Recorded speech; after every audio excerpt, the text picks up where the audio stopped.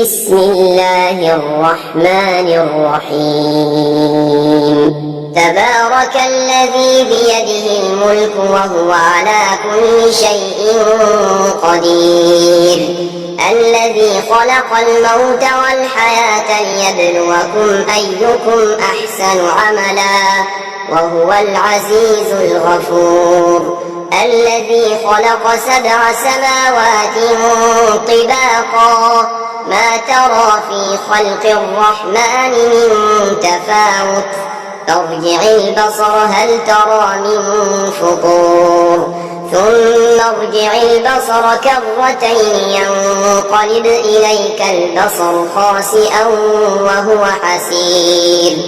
ولقد زينا السماء الدنيا بمصابيح وجعلناها رجوما للشياطين وأعتدنا لهم عذاب السعير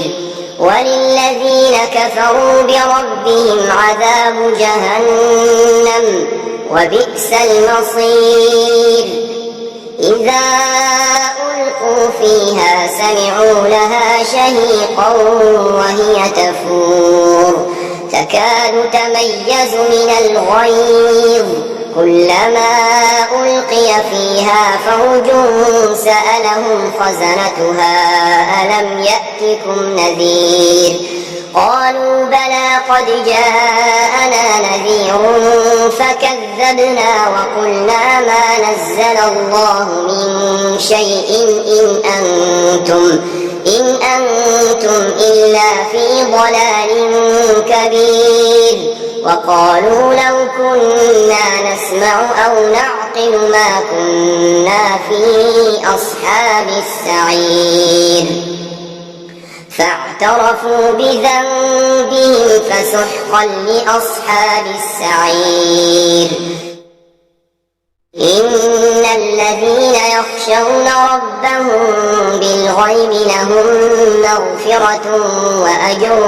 كبير وأسروا قولكم أو اجهروا به إنه عليم بذات الصدور ألا يعلم من خلق وهو اللطيف الخبير هو الذي جعل لكم الأرض ذلولا فامشوا في مناكبها وكلوا من رزقه وإليه النشور أأمنتم من في السماء أن يخسف بكم الأرض فإذا هي تمور أم أمنتم من في السماء أن